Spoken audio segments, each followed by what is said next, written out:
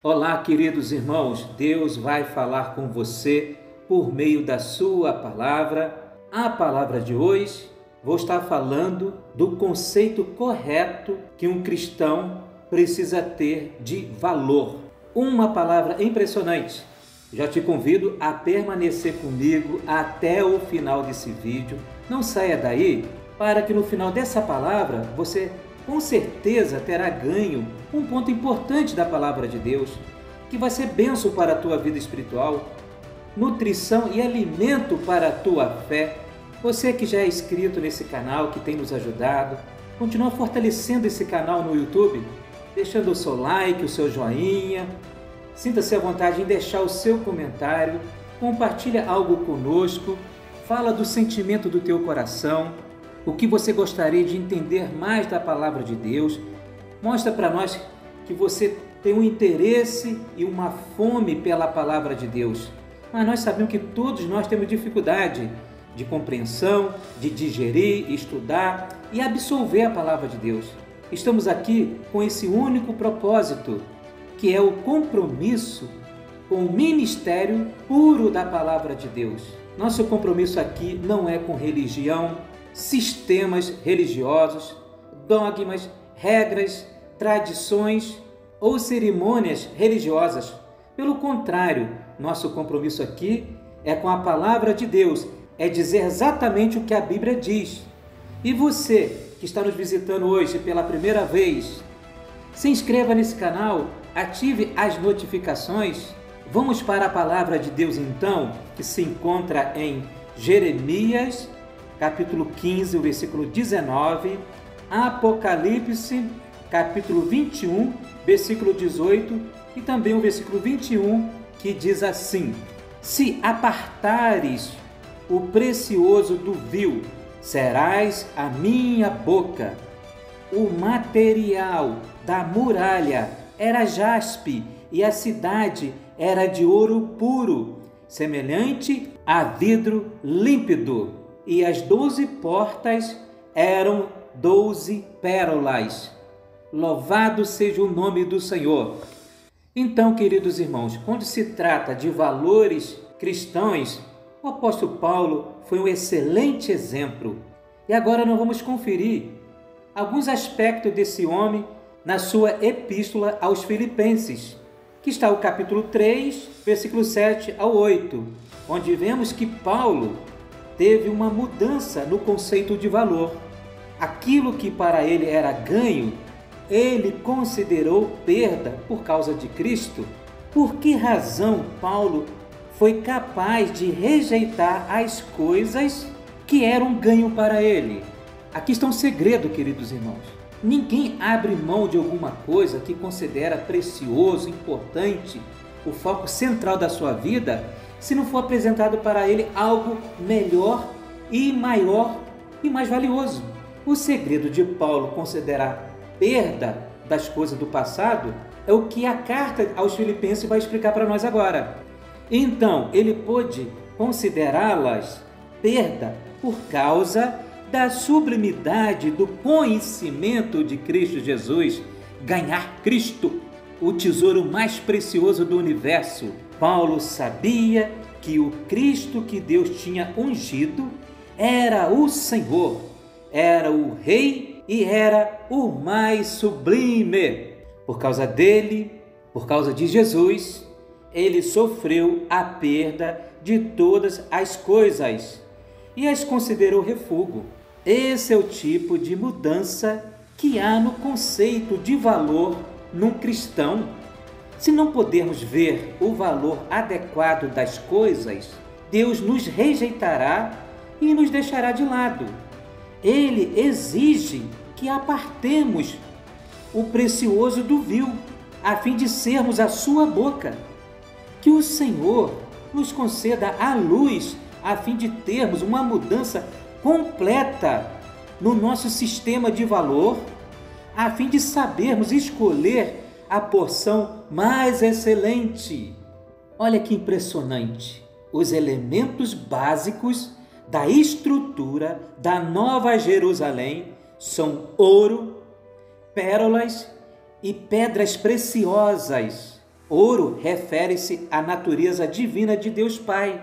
As pérolas refere-se ao produto de Cristo em sua morte, vencedora e ressurreição, que secreta a vida. As pérolas representam a conquista, o resultado final da obra de Cristo.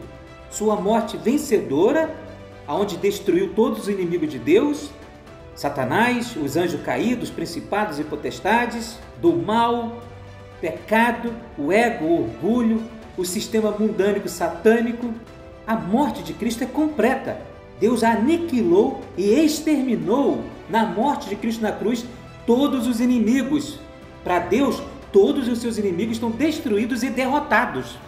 E na sua ressurreição, Cristo libera a vida de Deus, a natureza do Pai, o elemento do novo homem, da nova criação. Cristo é todos os itens positivos do universo. Agora, pedras preciosas, em Apocalipse 21:11 e 18, a parte A, também podemos conferir o versículo 19 ao 20, significam o produto do Espírito em sua obra transformadora com seu elemento divino para a edificação do edifício da casa de Deus. 1 Coríntios capítulo 3 e o versículo 12 fala de pedras preciosas, representando a obra transformadora do Espírito Santo de Deus em cada um de nós, nos transformando de vaso de barro em pedras preciosas. A obra redentora de Deus, Filho de nosso Senhor Jesus Cristo, é todo inclusiva. Seu desejo é que permaneçamos em sua morte, para que ele secrete a sua vida, seiva de vida sobre nós. O que é velho, o velho eu, o velho homem nós, os elementos que herdamos da velha criação, se mantivermos sempre e submetermos sempre essas coisas velhas em nós na morte de Cristo sepultada, ele libera mais a sua vida, a sua seiva rica, nos transformando em pérolas, camadas e mais camadas de Cristo em nós, da sua vida. Não podemos esquecer, queridos, a vida de Cristo hoje tem o elemento de ressurreição, que venceu a morte. Você crê na palavra de Deus? Esse é o Evangelho de Deus, que a Bíblia nos apresenta de maneira muito completa e prático e real. Então podemos dizer que essa é a obra secretora de vida de Cristo. É tipo uma ostra que vai liberando aquela enzima que está dentro dela, revestindo aquele pequeno grão de areia que entrou dentro dela e ela não conseguiu expelir, feriu a ostra por dentro. Então ela liberou uma enzima rica, revestindo aquele grão de areia até transformá-la em uma pedra preciosa. Semelhantemente, essa obra que Cristo e o Espírito de Cristo está fazendo em cada um de nós. Porque essa obra é de difícil entendimento para nós, precisamos de tal exemplos, alegoria.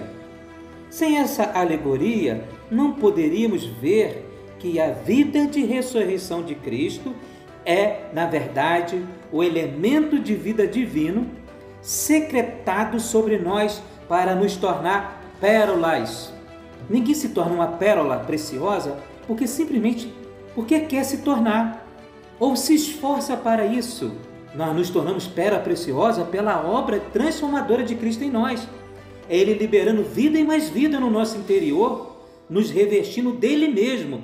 Ele que é precioso, então Ele libera a sua vida preciosa, vencedora no nosso coração, no nosso interior, nos selando, nos ungindo e nos revestindo mais e mais dele, até que nos tornemos como Ele é, precioso. Se conferirmos com a nossa experiência, poderemos entender de maneira mais completa a obra transformadora de Cristo. Pode ser que um irmão jovem sinta que o seu pai está errado em determinada questão. Ele pode sentir que deve reclamar ou rebelar-se, mas se o fizer, ele estará fugindo da morte de Cristo. No entanto, se esse irmão permanecer sob a cruz, na morte de Cristo, e diz: Senhor, te louvo, pois tens me guardado em tua morte. Te louvo, pois estou habitando agora em tua morte todo inclusiva. E imediatamente algo será secretado em volta do seu ser interior, ele sentirá o suprimento interior, a graça necessária para compreender o seu Pai, perdoá-lo, falar com sabedoria, sem se rebelar, sem agredir a autoridade de Deus na vida do seu Pai, mas permanecendo honrando o seu Pai.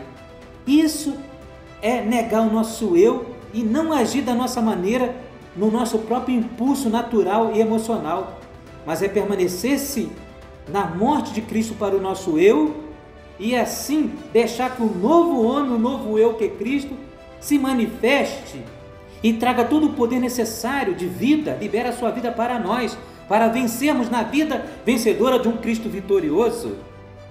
À medida que experimenta repetidamente essa secreção interior, ele se tornará cada vez mais uma pérola. Essa é a secreção do Cristo ressurreto. Louvado seja o Senhor, ó Senhor da glória! Que vida poderosa, meu Pai! Até mesmo em nossa vida matrimonial, devemos nos lembrar que, para desfrutarmos da obra secretora de Cristo em sua ressurreição através da sua morte, devemos permanecer e ficar em sua morte. Não vamos deixar o velho homem ressurgir dentro de nós, vamos mantê-lo na morte em nome do Senhor Jesus.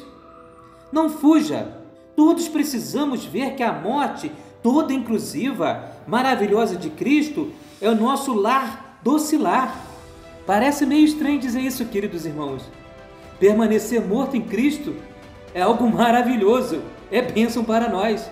Se você gostou dessa palavra agora, escreva lá nos comentários: eu permaneço morto com Cristo para receber mais vida e mais vida. Ó Senhor Jesus, não obstante o que o marido da irmã diga para ela precisa permanecer na morte de Cristo.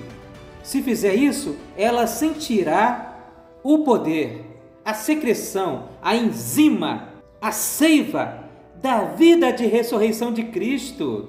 Caso o marido a tenha aborrecido, mas numa condição dessa, mais desfrute ela terá enquanto permanecer na morte de Cristo. Essa comunhão não é uma doutrina, nem um ensinamento, mas uma explicação da nossa experiência. Em outras palavras, uma experiência real, prática do nosso dia a dia, muito acessível a todos os cristãos. Essa prática de tomar a cruz de Cristo, de receber as lições da cruz de Cristo, de morrer com Cristo para viver uma nova vida em ressurreição, não é só dos gigantes da fé, do passado nem do presente. Todo cristão, cada um de nós, tem a graça suficiente para viver essa realidade de Cristo, pois todos nós cremos na morte de Cristo e em sua ressurreição, por isso fomos salvos, por isso nascemos de Deus. Então esse poder da morte de Cristo, esse poder da ressurreição de Cristo entrou em nosso espírito. Agora precisamos despertar esse poder dentro de nós, praticando a palavra, dependendo do Senhor. Graças ao Senhor que hoje Ele tem tirado os véus e nos mostrado o caminho para sermos vitoriosos e vencedores. Não precisamos ranger nossos dentes para nos esforçar ou debater. Somente precisamos ficar em casa. E qual é a nossa casa? Permanecer na morte de Cristo. Então, desfrutamos a liberação, a secreção da vida divina em ressurreição. Louvado seja o nome do Senhor. Tenho certeza que essa palavra é bênção para a tua vida. Amados, eu paro por aqui. Fique com Deus e a paz gloriosa do nosso Senhor Jesus Cristo. Até o próximo vídeo.